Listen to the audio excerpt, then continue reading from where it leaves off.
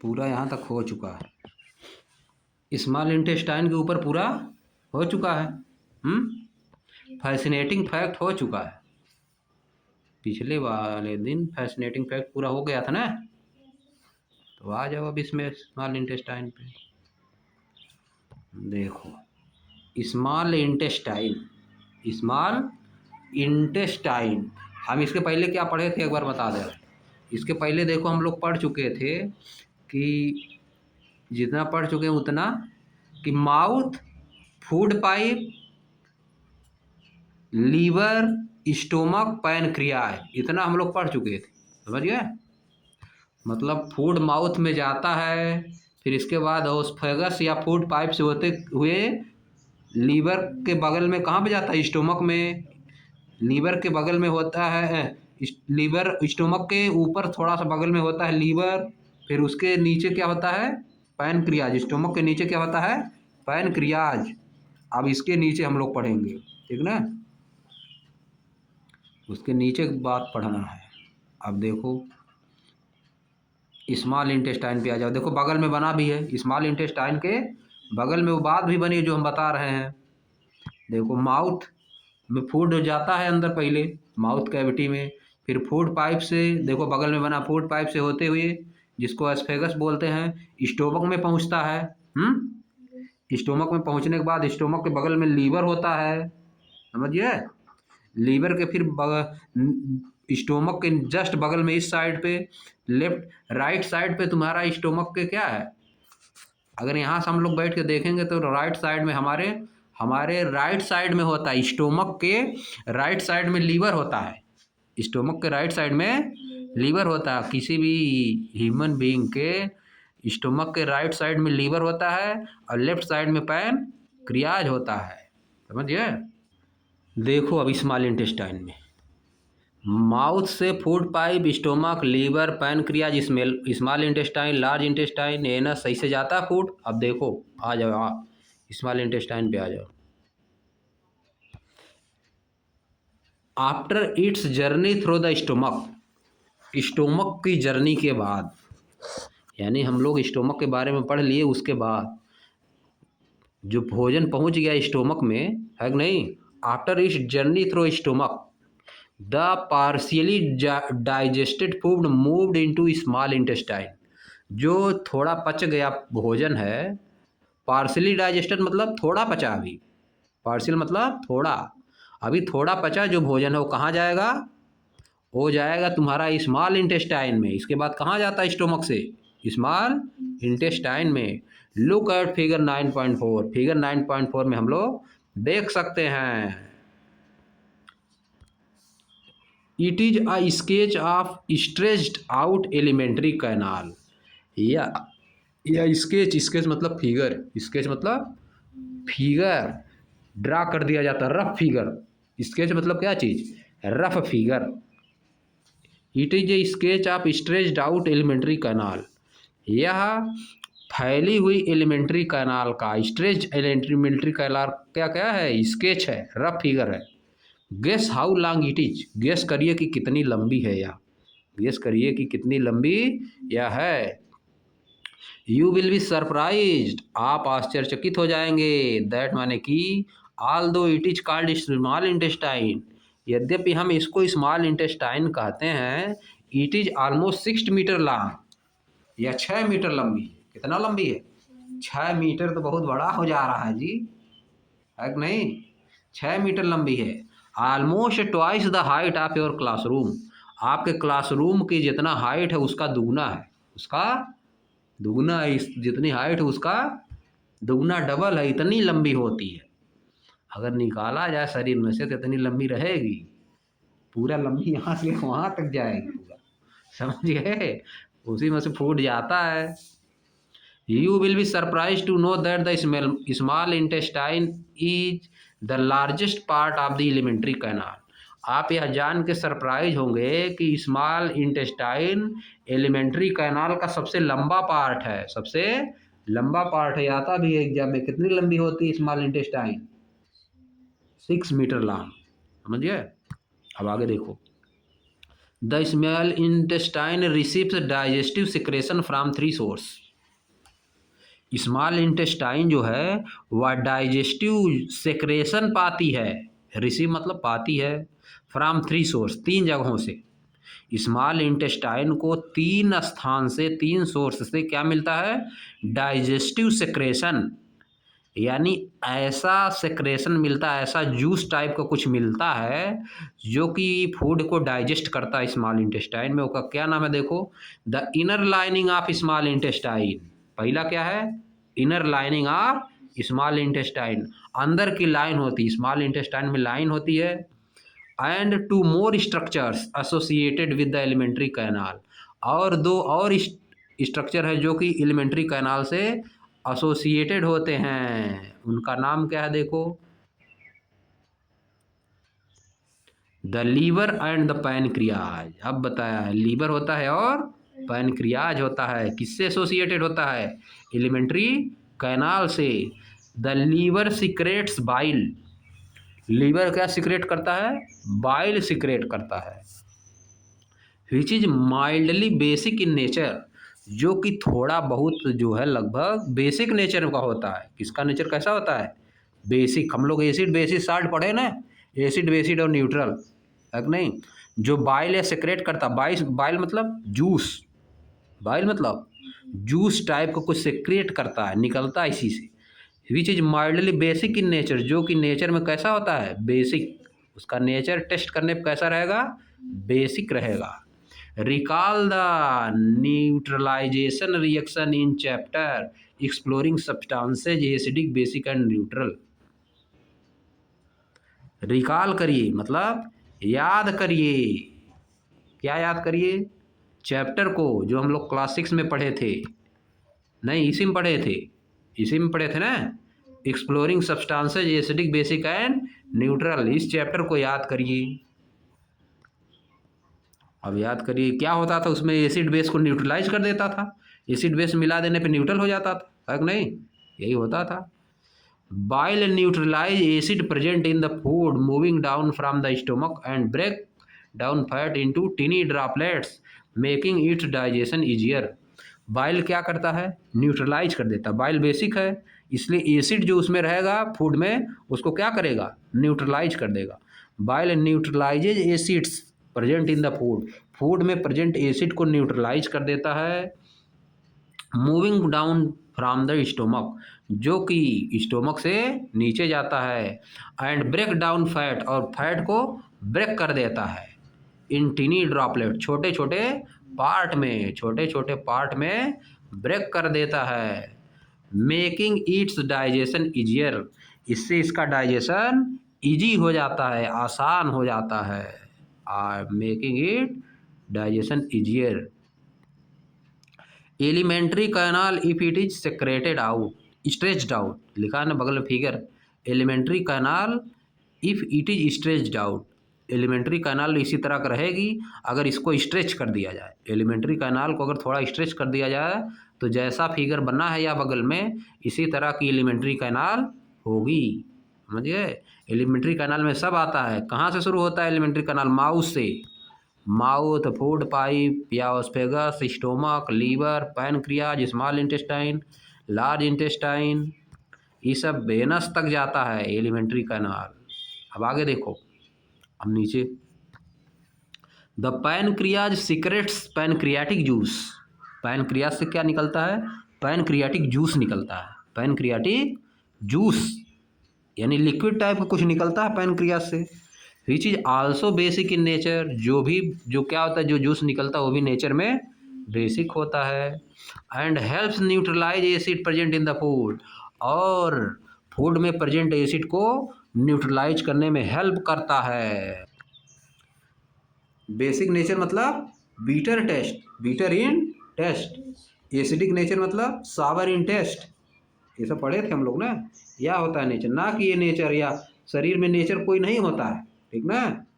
Nature मतलब पेड़ पौधे, प्रकृति, मिट्टी, हवा, ये नेचर होता है। और आदमी का नेचर अलग, बिहेवियर। नेचर मतलब किसी का नेचर, अगर ह्यूमन बीइंग का नेचर मतलब उसका बिहेवियर। और अगर नेचर किसी सेंस में आ गया, जिस सेंस में नेचर आएगा उसी तरह से उसका मीनिंग हो जाएगा। समझ गए ना, ये नहीं कि एक वर्ड का एक ही मीनिंग लेकर ढोना है। सेंस के आधार पे होता है मीनिंग, किसी भी वर्ड का मीनिंग सेंस के आधार पे होता है, कहाँ पे वो लिखा है, कहाँ पे लिखा गया है, उसी के हिसाब से हो जाएगा। अब आगे देखो, अब देखो खाली सीक्रेट्स लिखा है, SECRETES, सीक्रेट्स। सीक्रेट्स मतलब निकलना, बाहर निकलना। केवल इतना अगर लिख देंगे SECRET सेक्रेट, तो रहस्य हो जाता है कि नहीं। सेक्रेट चीज़ कोई, रहस्य मतलब जिसको कोई नहीं जानता है। और सीक्रेट्स मतलब यहाँ पे देखो निकलना होता है। सीक्रेट मतलब बहाना, कोई चीज़ निकल जाएगी। अगर हमको किसी को चोट लग जाती है तो ब्लड सीक्रेट करता है, क्या करता है, सीक्रेट्स। चोट लग गई तो ब्लड क्या करेगा, सीक्रेट। अगर सुई चुभा दिया हाथ में तो ब्लड क्या करेगा, सीक्रेट करेगा, निकलेगा ना, तो वह सीक्रेट है यहाँ पे। समझिए, आगे चलो। अब देखो, एडिशनली, इसके अतिरिक्त, इसके अतिरिक्त pancreatic juice also break down carbohydrates. Pancreatic जो जूस होता है वो कार्बोहाइड्रेट को ब्रेक कर देता है, प्रोटीन को ब्रेक करता है और फैट को भी ब्रेक करता है, इनकी छोटे छोटे पार्ट में तोड़ देता है। The digestive juice secreted by the wall of the small intestine, way digestive juice जो स्मॉल इंटेस्टाइन से निकलते हैं फर्दर ब्रेक डाउन, फिर ब्रेक करते हैं। वे क्या करते हैं, आगे फिर ब्रेक करते हैं fat, protein and partially digested carbohydrate into simpler form. फिर वो ब्रेक करके इन चीज़ों को छोटे छोटे फार्म में तोड़ देते हैं, डाइजेस्ट कर देते हैं। आप देखो, the digested nutrient pass on from the small intestine into the blood present in the blood vessel found in the wall of the small intestine.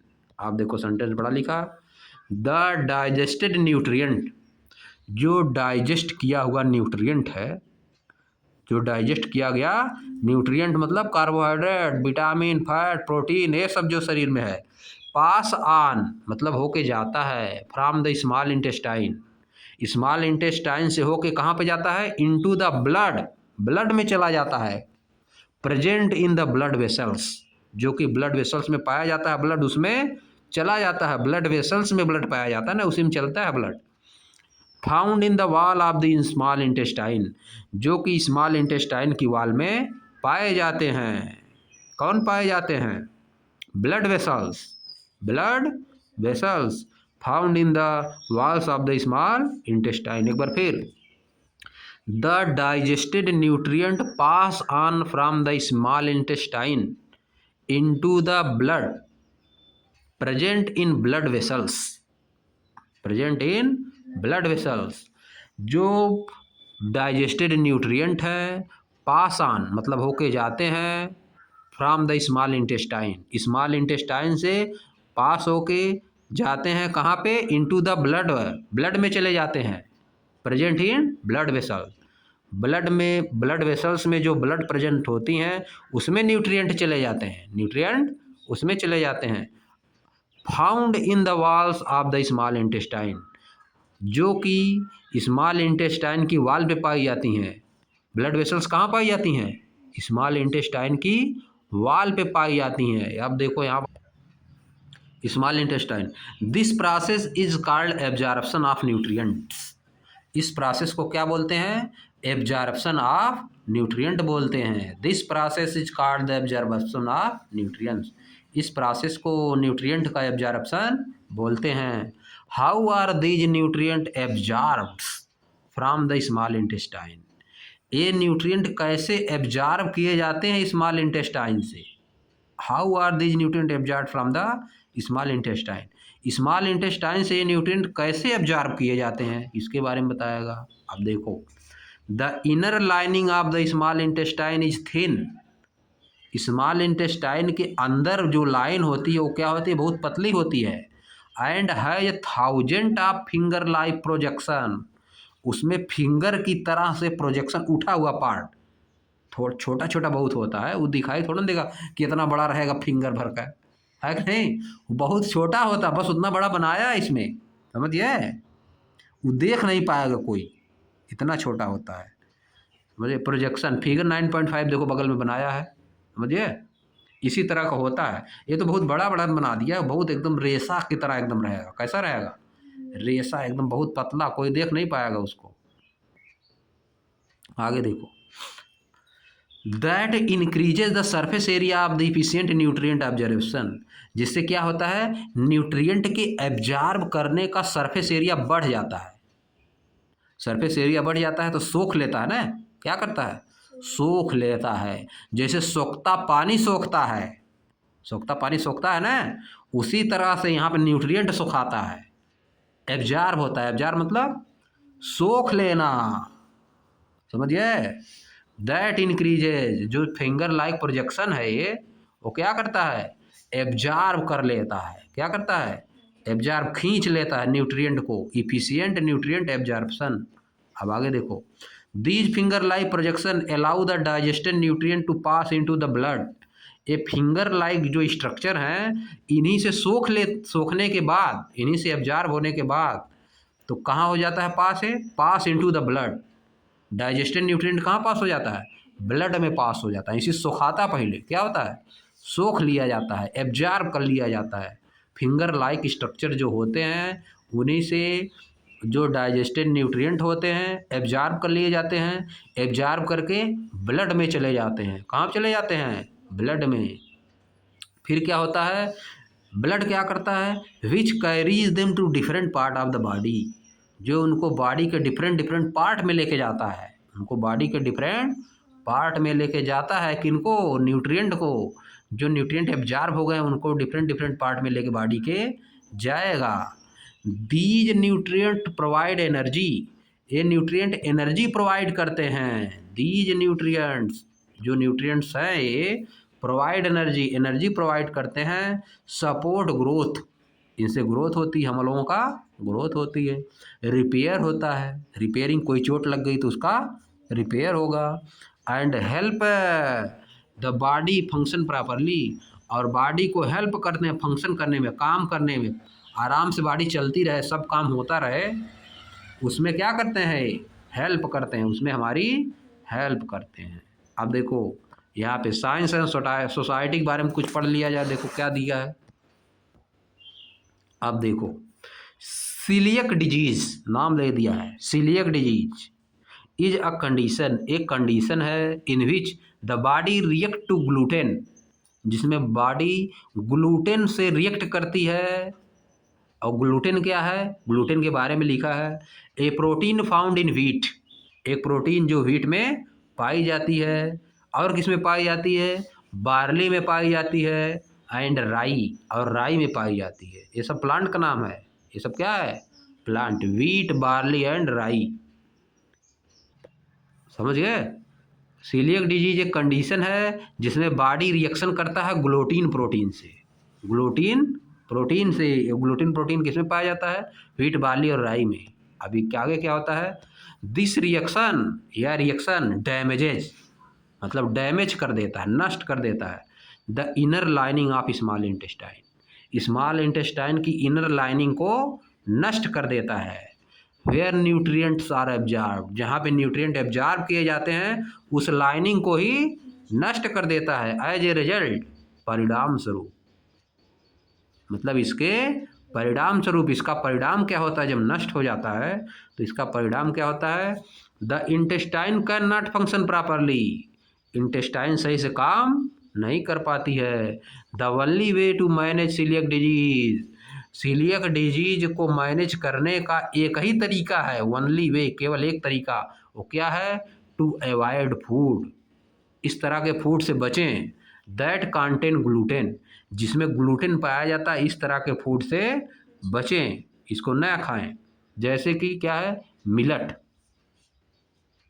Millet like jowar, bajra, ragi, हम लोग पढ़ चुके हैं ये सब। Jowar, bajra, ragi are good alternative because they are naturally gluten free. ये सब क्या है? मिलेट, ये सब खाना चाहिए, ये सब खाना चाहिए। ज्वार, बाजरा और रागी खाना चाहिए।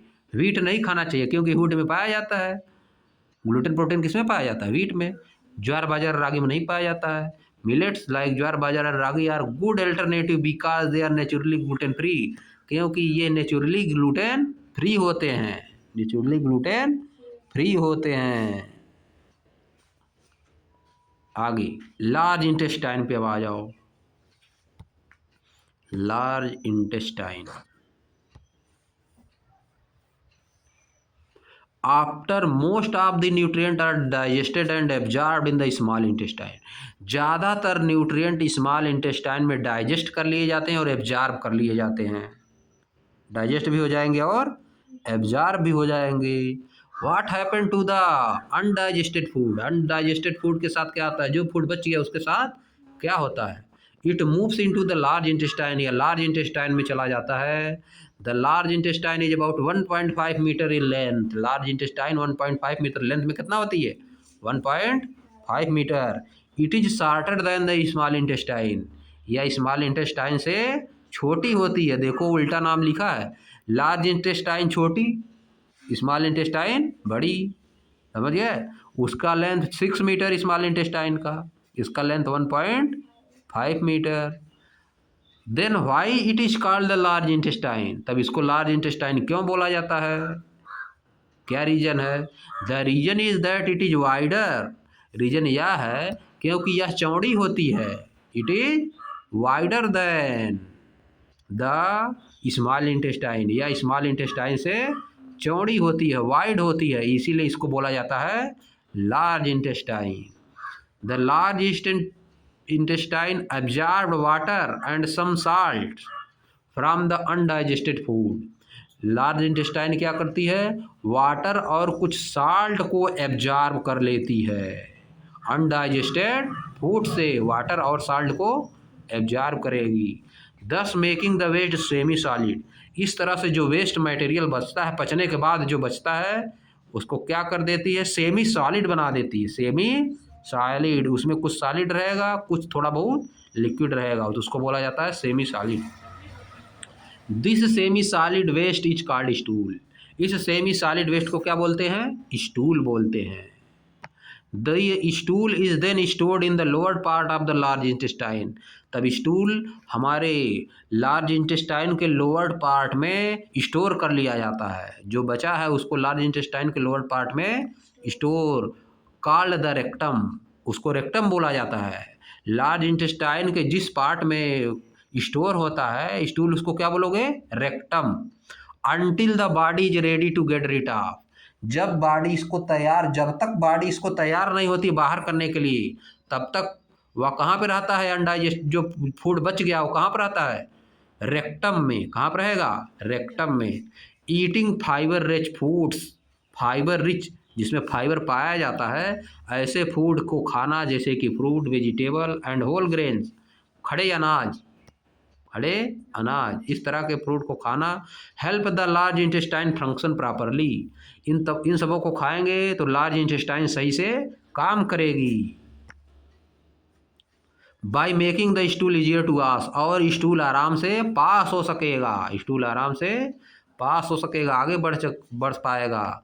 फाइनली अंत में it is expelled through the anus, और इसको एनस के द्वारा हमारे शरीर से बाहर कर दिया जाता है। ये प्रोसेस नोन एज इजेक्शन, इस प्रोसेस को क्या बोलते हैं, इजेक्शन प्रोसेस बोलते हैं। This is how your body remove the waste it does not need, यही तरीका है जिस तरह से बॉडी अपने शरीर से वेस्ट को बाहर कर देती है। Body does not need, keeping you healthy, यह सब आपको हेल्दी करने के लिए बहुत ही आवश्यक है। अब देखो, इज नॉट इट फैसिनेटिंग, क्या यह आश्चर्यजनक नहीं है, क्या यह आश्चर्यजनक नहीं है। How the digestive system work, कि डाइजेशन सिस्टम कैसे काम करता है, तो बहुत आश्चर्यजनक बात है। एब्जॉर्बिंग न्यूट्रिएंट्स कैसे एब्जॉर्ब होता है फ्रॉम फूड से, पैसे एलिमिनेटिंग वेस्ट कैसे शरीर से बाहर निकलता है, ये सब बहुत ही फैसिनेटिंग फैक्ट है ना। अब आगे देखो क्या फैसिनेटिंग फैक्ट देखो, the large intestine contain various small living organism, large intestine में बहुत से छोटे छोटे ऑर्गेनिज्म होते हैं, छोटे छोटे ऑर्गेनिज्म होते हैं, सच एज बैक्टीरिया, जैसे कि bacteria, that help in digestion, जो कि डाइजेशन में हेल्प करते हैं। They help in keeping our digestive system healthy, वे हमारे डाइजेस्टिव सिस्टम को हेल्दी रखने में हमारी मदद करते हैं। They break down undigested food, वे अनडाइजेस्टेड फूड को ब्रेक डाउन करते हैं यानी तोड़ते हैं। स्पेशली फाइबर, जैसे कि फाइबर, खास तौर पे fibre, and produce essential nutrient, और इसेंशियल न्यूट्रिएंट को प्रोड्यूस करते हैं। Fibre rich food and specially fermented food, fibre से रिच, जिसमें फाइबर रिच मतलब जिसमें फाइबर पाया जाता है। फाइबर रिच फूड, खास तौर पर फर्मेंटेड फूड जैसे क्या, कौन कौन है fermented food, like curd, buttermilk, shrikhand, kanji, pickles, gundruk and poita bhat. ये सब दूसरे जगह का है, ये सब फूड, जैसे देखो कर्ड यहाँ का है, बटर मिल्क यहाँ का है, ये सब दूसरे स्टेट में पाया जाता है ना। श्रीखंड, कंजी, पिकल्स, गंडरंग, पोएटा भाट, ये सब दूसरे दूसरे स्टेट में पाया जाता है, तो हम लोग को अच्छी तरह से इसका नाम नहीं पता है। Are good for a healthy digestive system, ये हेल्दी डाइजेस्टिव सिस्टम के लिए बहुत ही अच्छे होते हैं। एंड ओवरऑल वेलबींग, और पूरी तरह से सब कुछ अच्छा रखने के लिए और डाइजेस्टिव सिस्टम को हेल्दी रखने के लिए इस तरह के फूड को हमको खाना चाहिए। जैसे कर्ड हो गया, अब नहीं, बटर मिल्क हो गया। आप देखो साइंस एंड सोसाइटी देख लो क्या है। The importance of digestion in maintaining good health has been recognized for century. डाइजेशन का इम्पॉर्टेंस अच्छे हेल्थ के लिए, गुड हेल्थ को बनाए रखने के लिए डाइजेशन का इम्पॉर्टेंस बहुत पहले ही पहचान लिया गया था। शताब्दियों पहले ही लोग जान गए थे कि अच्छा हेल्थ रखना है तो डाइजेशन अच्छा होना चाहिए। अब देखो, द चरक संहिता नाम है, सुश्रुत चरक, नाम सुने हो, चरक डॉक्टर थे बहुत बड़े, समझिए आयुर्वेद के डॉक्टर थे, वही लिखे हैं चरक संहिता, नाम था चरक, नाम है एक लोगों का डॉक्टर का, बहुत पुराने समय में। The Charak Samhita an ancient Ayurvedic text, एक आयुर्वेदिक टेक्स्ट है, आयुर्वेद की बुक है, हाईलाइट बताती है the role of easily digestible food, कि इजली डाइजेस्टेबल फूड का क्या रोल है। And the judicious use of spice, और स्पाइस का कैसे अच्छी तरह से यूज करना चाहिए। जुडिशियस मतलब इस तरह से यूज करें कि हमको फ़ायदा हो, जैसे कि जिंजर, अदरक, ब्लैक पिपर, काली पीपर एंड क्यूमिन, इन सब का यूज कैसे किया जाए टू इन्हेंस डाइजेशन को बढ़ाने में इन सब का यूज कैसे किया जाए। कहाँ पे लिखा है सब, चरक संहिता में। एडवांसेज इन साइंस के क्षेत्र में advance in the area of nutrition, also emphasize eating meals to proper timing, यह जोर देता है कि मील को, भोजन को समय समय पे खाना चाहिए। प्रैक्टिसिंग माइंडफुल ईटिंग, और अच्छी अच्छी चीज़ों को खाना चाहिए जिससे हमको फ़ायदा हो। प्रैक्टिस माइंडफुल ईटिंग मतलब ऐसी चीज़ों को खाओ जिससे शरीर को फ़ायदा हो। एंड अवॉइडिंग ओवर ईटिंग, और यह बताता है कि ओवर ईटिंग नहीं करना चाहिए, ज़्यादा नहीं खाना चाहिए। एज की factor in maintaining digestive health, ये सब की फैक्टर हैं, बहुत इंपॉर्टेंट फैक्टर है डाइजेस्टिव हेल्थ को मेंटेन करने में। ये सब क्या है, की फैक्टर हैं। इन सब चीज़ों का ध्यान रखना चाहिए। किन किन चीज़ों का, mindful eating, proper timing, avoiding over eating, ये सब चीज़ों का ध्यान रखना चाहिए ताकि डाइजेशन सही रहे। जब डाइजेशन सही रहेगा तो हेल्थ भी सही रहेगा। बात समझ गए। तो आज यहीं पर हम लोग कर देते हैं समाप्त। अब अगले दिन हम लोग पढ़ा जाएगा do all animal digest food in the same way, क्या सभी एनिमल फूड को एक तरह से डाइजेस्ट करते हैं, कि ह्यूमन अलग तरीके से डाइजेस्ट करता है और दूसरे एनिमल अलग। इसको कल पढ़ा जाएगा।